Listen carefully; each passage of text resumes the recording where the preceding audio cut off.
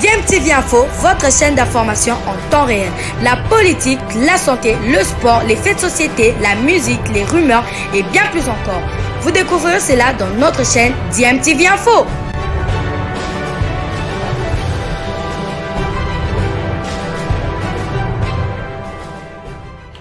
Vous êtes sur DMTV, bonjour ou bonsoir, tout dépend de l'heure à laquelle vous nous suivez. Tout plaisir est pour nous de vous retrouver, mais surtout de savoir que vous êtes nombreux en train de suivre votre chaîne YouTube DMTV. DMTV qui vous propose l'actualité, vous propose également des analyses et des réflexions sur des sujets d'actualité, sur des faits sociaux, tout simplement sur des réalités que nous observons ici chez nous en République démocratique du Congo.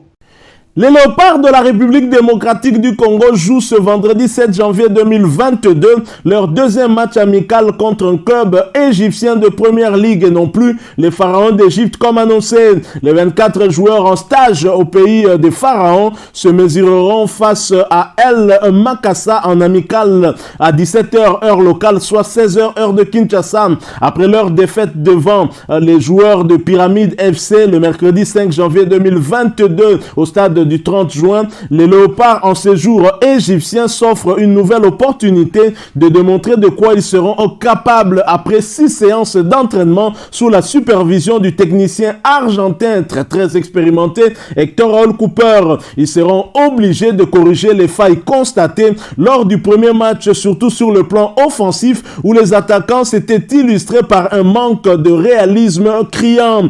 El Makassa Sporting Club est un club égyptien de football créé depuis 1937 et joue le championnat égyptien, la première ligue. Il est actuellement positionné à la 14e place au classement avec 6 points sur 7 matchs joués, dont une victoire, 3 nuls et 3 défaites. Il faut noter aussi que le championnat égyptien se joue avec 18 participants, dont 3 seront relégués en division inférieure à la fin du championnat. Cette équipe devrait affronter NPPI le 28 décembre dernier, mais cette rencontre a été reportée. Ce club est basé dans la ville de Médine et Fayoum. Les Léopards de la RDC, après leur match le mercredi 5 janvier dernier contre Pyramide FC, ont été laissés au repos hier jeudi 6 janvier 2022. Pas de séance d'entraînement au Caire pour les joueurs de la sélection RD congolaise. Ils ont été laissés au repos hier jeudi pour la récupération après avoir joué le match le mercredi. Il faut rappeler que quasiment tous les joueurs avaient joué ce match-là. Par contre, hier jeudi, ils devaient quand même passer à tour de rôle dans la chambre 301 pour les soins délivrés par les soigneurs et kinésithérapeutes de l'équipe nationale, dont Depolin Mivaka, Paolo et Prosper Bongemba, et sous la supervision bien évidemment du docteur Mbungu Ukalala JP. Le deuxième match amical des Léopards de la RDC qui devait les opposer aux Pharaons d'Égypte ce vendredi 7 janvier 2022 a été annulé en dernière minute, tel qu'annoncé par la Fédération congolaise de football association hier jeudi en début d'après-midi. La raison de l'annulation, d'après ce que nous avons ouï dire, il y aurait 2 raisons principales. Un match avorté en tout cas entre la République démocratique du Congo et l'Égypte, initialement prévu ce vendredi 7 janvier 2022 au stade du 30 juin du Caire à 10h heure de l'Égypte et 9h heure de Kinshasa pour le compte de la préparation de la 33e édition de la Coupe d'Afrique des Nations Cameroun 2021 en ce qui concerne l'Égypte qui participe à cette compétition. Les Pharaons devaient affronter en amical international les Léopards de la République démocratique du Congo. Alors, les choses qui ont fait en sorte que l'Égypte annule son match amical contre la RDC seraient entre autres le fait que la République démocratique du Congo a emmené une sélection de joueurs évoluant au pays et en Afrique, donc celle de seconde zone pour les Égyptiens. Ils considèrent que cette sélection est une sélection de seconde zone et donc pas à même d'être un bon sparring partenaire pour eux. Elle ne serait pas donc de niveau des 7 fois champions d'Afrique, d'où l'annulation. Autre raison avancée est que la fédération égyptienne a prévu le départ très rapide des Pharaons pour le Cameroun en vue de leur acclimatation sans pression avant l'entrée en lice dans la compétition le 11 janvier prochain contre le Nigeria. Conséquence, pas de match ce vendredi 7 janvier 2022 entre la République démocratique du Congo et l'Égypte. Automatiquement, le staff technique des Léopards a pris soin, en tout cas, à lever l'option de se mesurer face à une équipe, quoique du bas du tableau, mais une équipe qui joue le championnat d'élite égyptien, et ce sera toujours au stade du 30 juin. Les Fauves congolais vont donc jouer El Makassa Sporting Club, 14e au classement sur 18 clubs prenant part à la première ligue égyptienne, et cette équipe compte 6 points en 7 matchs joués. Après avoir été défait par Pyramide FC 1-0, ce sera donc El Makassa Club Sporting Club comme adversaire pour les Léopards de la RDC, précise. Il a précisé en tout cas le communiqué de la Fédération congolaise de football. Les Léopards vont affronter un adversaire prenable devant lequel ils pourraient corriger les erreurs qui leur a coûté la victoire devant Pyramide FC. Ils devront donc travailler beaucoup plus l'aspect offensif, améliorer et avoir un peu plus de réalisme devant pour espérer gagner ce match. Et précisons que cette rencontre est la dernière dans le cadre du stage bloqué au pays des Pharaons en vue des préparatifs des matchs de barrage pour les éliminatoires de la Coupe du Monde Qatar 2022.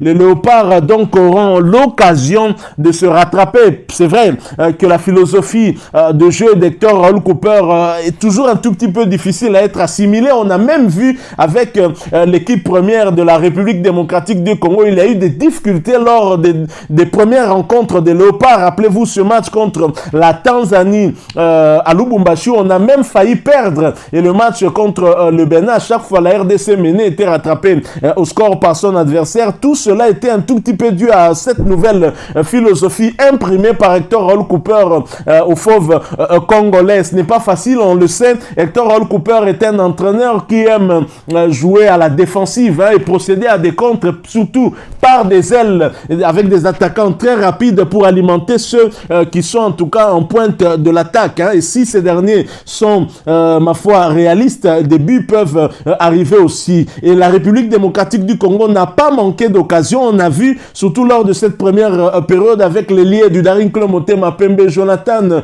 Ikangalombo dit Mbappé, il a eu à déborder au moins 2 reprises, je l'ai vu, donner des passes à celui qui était dans le rond central de l'équipe adverse, Bossou Nzali Adam, l'attaquant du tout-puissant Mazembe, mais qui malheureusement avait péché par le manque de réalisme. Il n'était pas en tout cas adroit devant le but. En seconde période, on a vu avec l'entrée de Lilepo au Maccabi et de Dark Kabangu, Shadrack Muzungu, il y a eu également des occasions similaires mais loupées par l'avant-centre congolais Dark Kabangu. Nous osons croire que pour cette deuxième rencontre, les Léopards vont se rattraper, donc corriger les petites erreurs constatées. Certainement, le staff technique aura eu à essayer un tout petit peu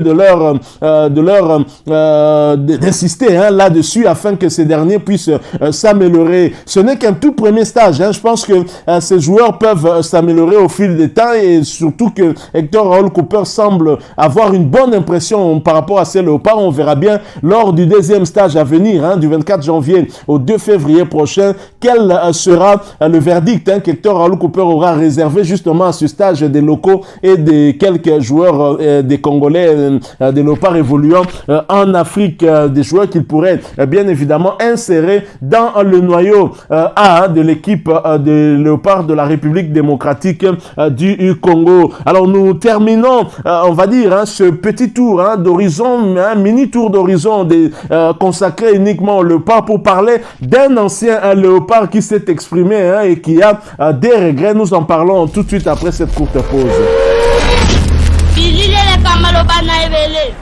Restons toujours chez les Léopards pour parler d'un ancien Léopard, ancien parce que il a été sélectionné il y a très longtemps. Lui, il s'agit bien de Distel Zola. Ça va nous permettre donc d'avoir aussi de ces nouvelles. Distel Zola qui s'est exprimé lors d'une interview accordée à Top Congo FM. Et Distel Zola est revenu en tout cas sur sa non-participation à la CAN 2015, une déception qui lui a gardé en tout cas un goût amer de la sélection nationale. Déçu, c'est le mot qui décrit exactement ce que ressent Distel Zola à chaque fois qu'il doit évoquer la Coupe d'Afrique des Nations 2015. L'international congolais qui évolue actuellement aux États-Unis d'Amérique au sein de l'équipe de Charlotte Independence Club de la ville de Charlotte. Nous sommes là dans l'état de Caroline du Nord, est revenu dans une interview accordée à Top Congo FM sur sa non-sélection pour la 30e édition de la Coupe d'Afrique des Nations disputée en Guinée équatoriale en 2015.